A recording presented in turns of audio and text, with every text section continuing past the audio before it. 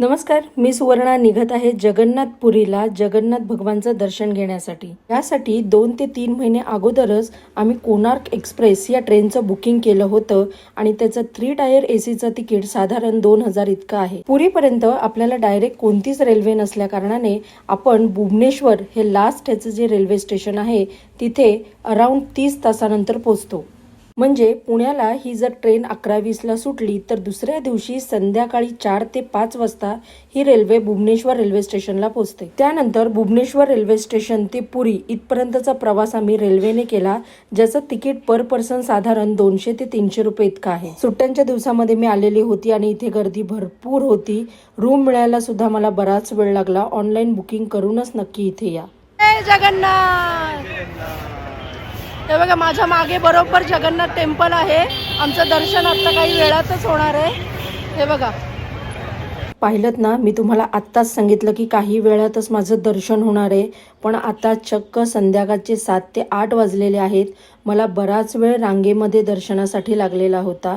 त्यामुळे तुम्हाला जर इथे दर्शनासाठी यायचं असेल तर सुट्ट्यांच्या दिवसांमध्ये येणं नक्कीच टाळा। या रांगांमध्ये तुम्हाला पिण्यासाठी पाणी आणि कोल्ड्रिंक इतकंच मिळतं, खाण्यासाठी काहीच मिळत नाही। बसण्याची सुविधा इथे कुठेच नाही, त्यामुळे लहान मुलांबरोबर प्रवास करताना काळजीपूर्वक करा।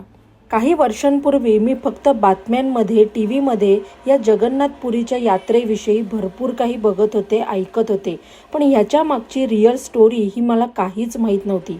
पण ह्या 2 वर्षामध्ये जेव्हा मी यूट्यूबला या रिलेटेड बरीच माहिती गोळा केली तेव्हा कळलं की कलियुगामध्ये जर देवाचं दर्शन घ्यायचं असेल तर जगन्नाथपुरीला जगन्नाथ भगवानचं दर्शन नक्की घ्यायचं। हे मंदिर ओडिसा राज्यातील पुरी शहरामध्ये आहे आणि या मंदिरामध्ये श्री जगन्नाथ भगवान आपले भाऊ बलभद्र आणि बहीण सुभद्रा यांच्यासोबत दर्शन देतात।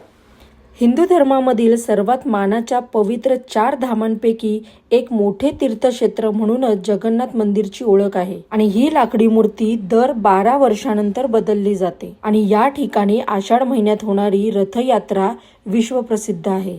मंदिराच्या वर असलेला हा झेंडा नेहमी हवेच्या उलट्या दिशेला फिरत असतो। मंदिराच्या कळसावर कोणताही पक्षी उडू शकत नाही किंवा विमानही जाऊ शकत नाही। या ठिकाणी भगवान श्री कृष्णाचे हृदय आजही ब्रह्मपदार्थ या रूपात जिवंत आहे। ही लाकडी मूर्ती आणि त्यामध्ये असलेला तो ब्रह्मपदार्थ दर 12 वर्षांनी बदलला जातो। नवीन मूर्ती बसवताना जो हे करणार आहे त्याचे डोळे बांधले जातात, पूर्ण शहराचे लाईट बंद केले जातात। इथे बनवला जाणारा महाप्रसाद हा 7 हंड्यांमध्ये बनवला जातो। त्याची सुद्धा खूप इंटरेस्टिंग स्टोरी आहे।